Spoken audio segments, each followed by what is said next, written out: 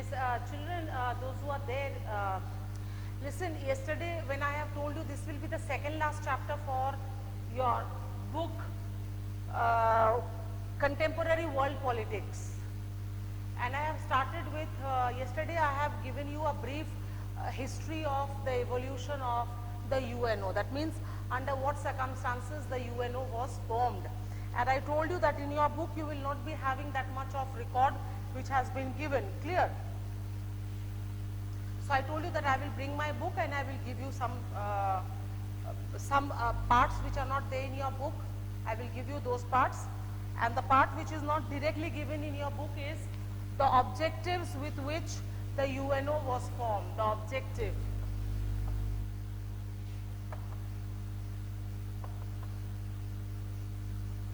The objectives of the U.N.O. Clear? I will give you the objectives of the U.N.O. Can you hear me? Am I audible properly, children?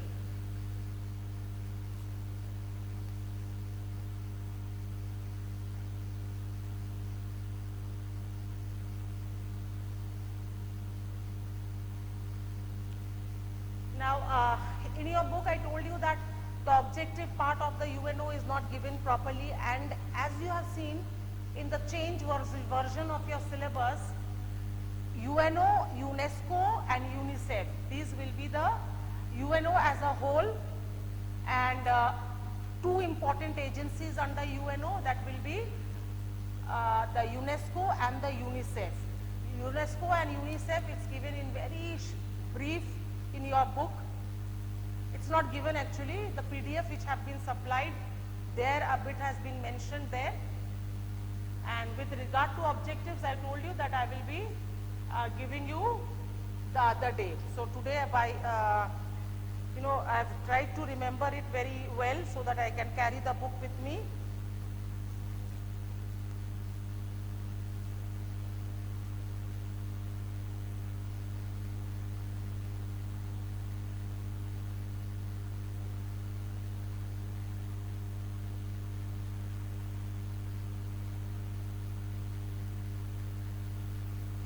Okay, please write down, just write the objectives or the purposes for which the U.N.O. was formed.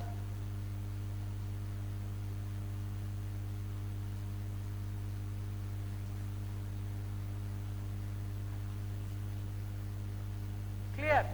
You are having a copy with you.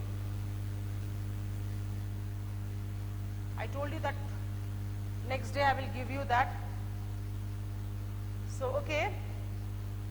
So, what you will write? Objectives or purposes of the U.N.O.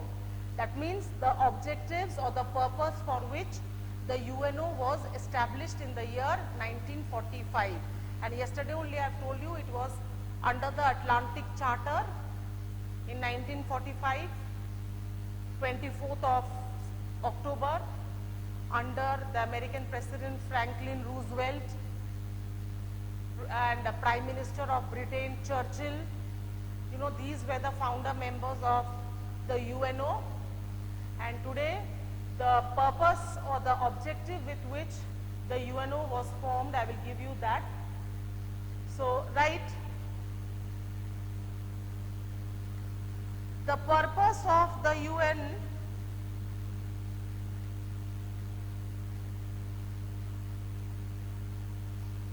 The purpose of the UN, UNN should be in caps. The purpose of the UN as mentioned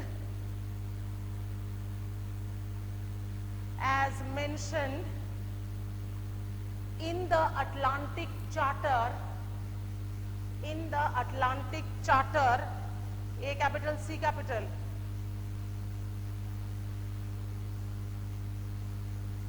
Under Article 1, A capital, Article 1,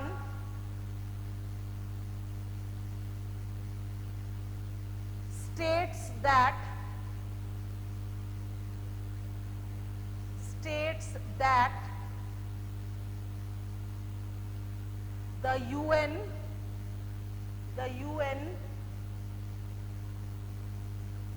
shall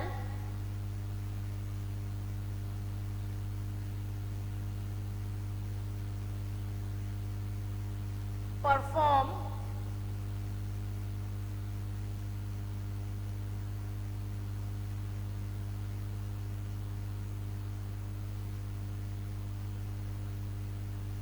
the following functions. Put a colon, change the line. You can give bullets and write also, or you can number them. Right. Maintain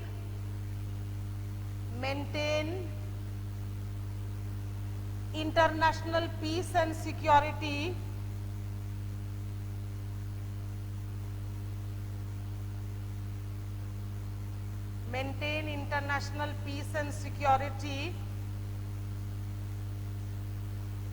by the collective measures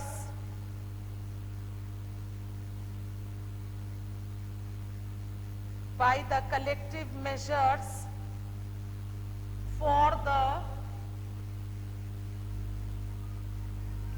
prevention and removal of threats, T-H-R-E-A-T-S, threats to the peace, P-E-A-C-E, peace, comma, and for the suppression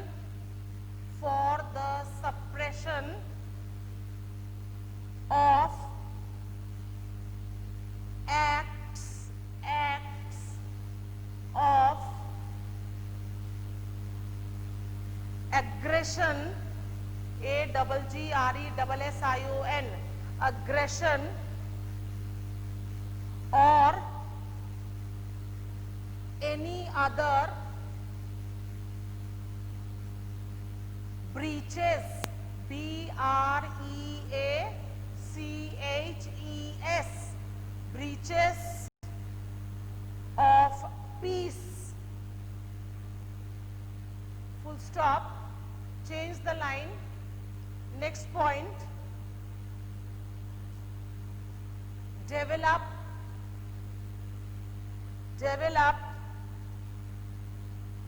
friendly relations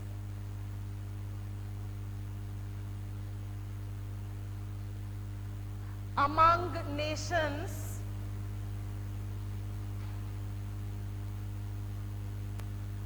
based on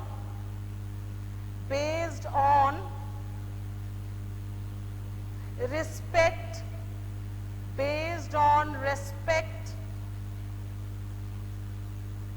for the principle of equal rights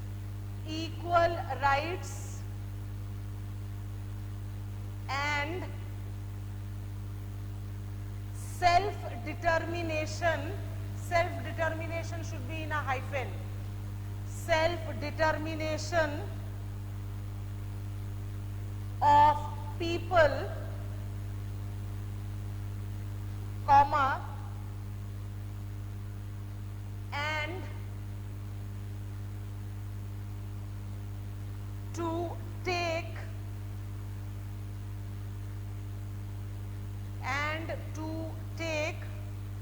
other appropriate measures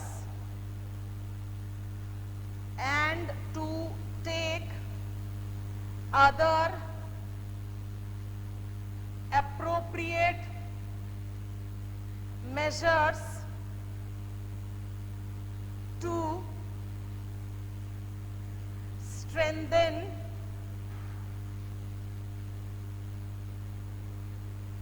universal peace, strengthen universal peace, full stop. Next point, achieve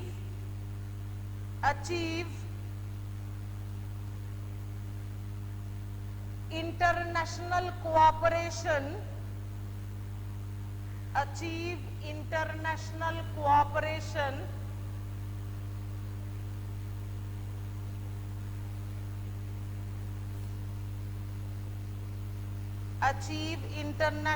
cooperation in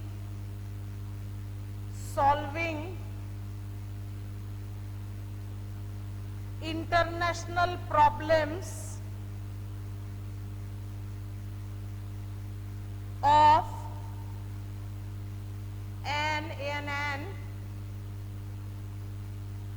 economic, social,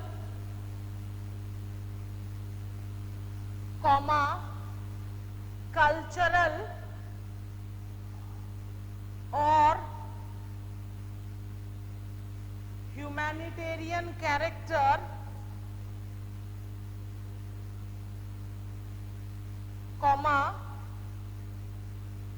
and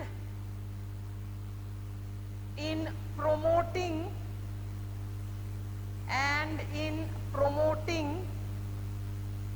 and encouraging respect for human rights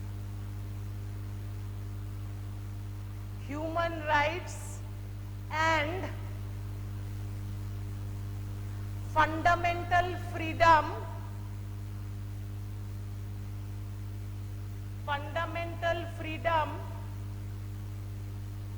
of all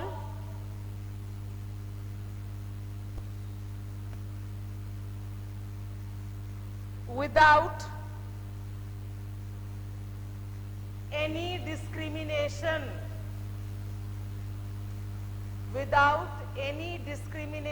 Wait, Oshmita, as per I have seen, I found that this chapter is not there.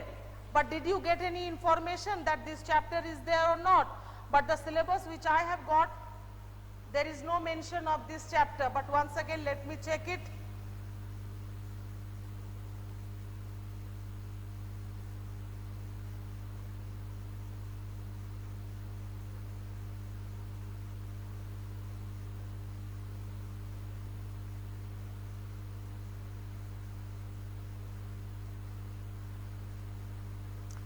Oh yes, South Asia and the contemporary world. Sorry, it is there in your chapter. I will do it after this chapter. South Asia and the contemporary world. That means here in this chapter there will be no changes. So in this chapter whatever is there, it will be directly included in that way only. So I will do it after completing this chapter. That is United Nations and its organizations, this chapter. Let me complete this chapter, and after that I will move to South Asia and the contemporary world. Actually, so many times they are giving the syllabus, it's becoming really difficult for us to understand.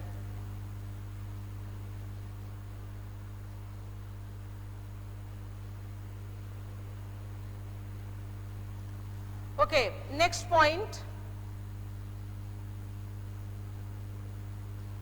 To become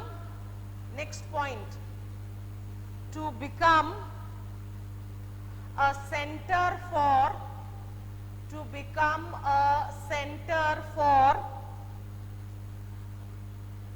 harmonizing, harmonizing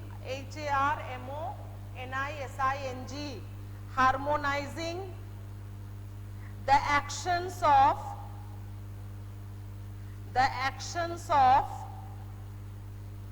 nations in the attainment, A-T-T-A-I-N-M-E-N-T, attainment of common ends,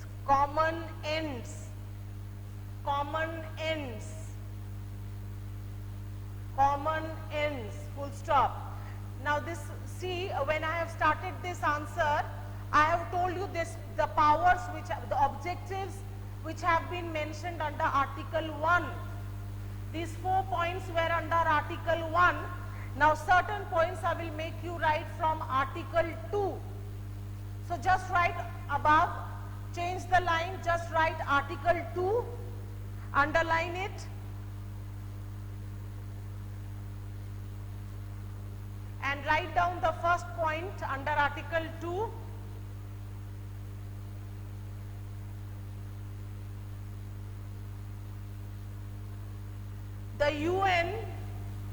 The UN, this is Article 2, under Article 2, point number 1. The UN is based on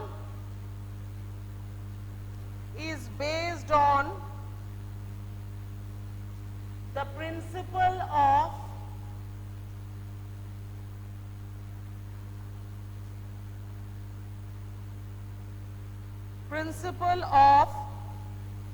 the sovereign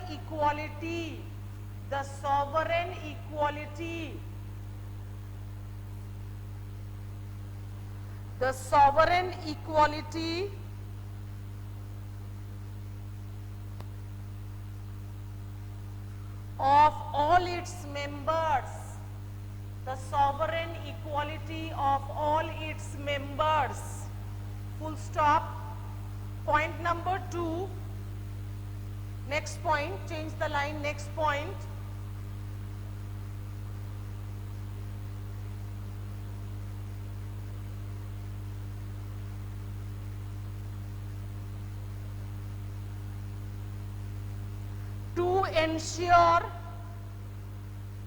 To ensure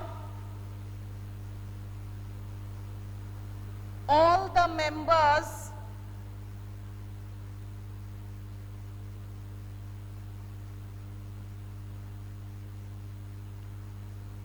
all the rights and freedoms, rights and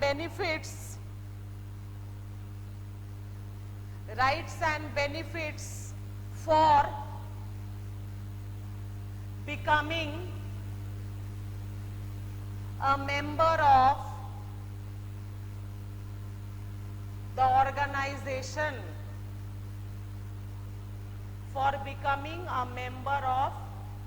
organization, full stop. Point number 3,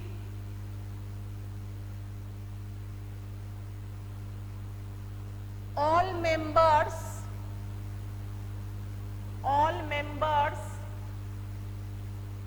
shall settle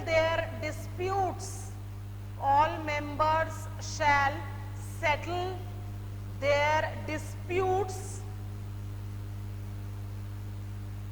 by a peaceful manner,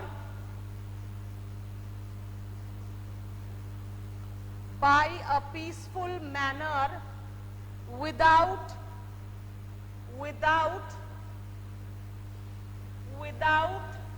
endangering, E-N-D-A-N-G-E-R-I-N-G, without endangering international peace and security.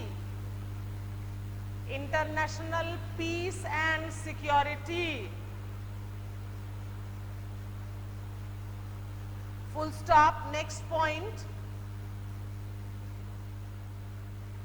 all members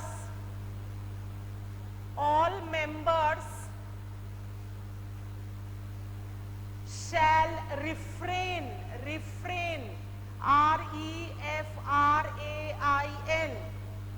all members shall refrain in their international relations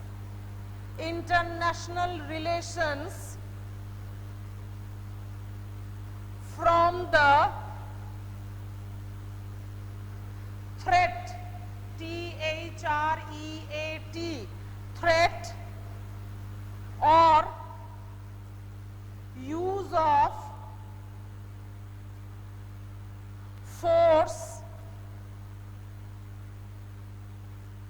against the territorial integrity,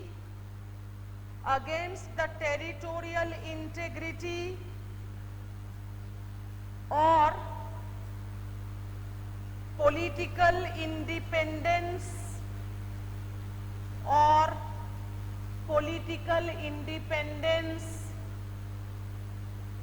of any state. Full stop. One more point I will make you write. Right. Point number 5, this is under Article 2. All members shall give the United Nations, all members shall give the United Nations every assistance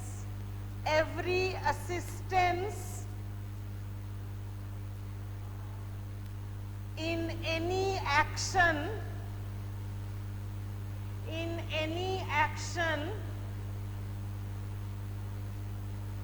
it takes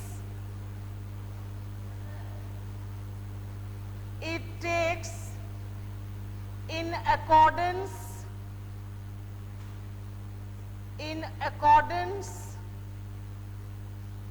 with the charter, C capital, in accordance with the charter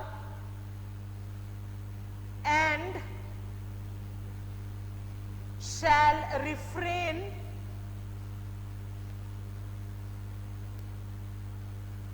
from giving assistance to any state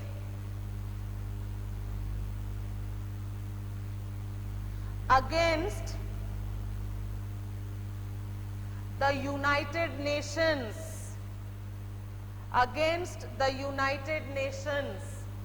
So this particular parts which I have dictated just now, these will include the objectives or the purposes for which the U.N.O was formed.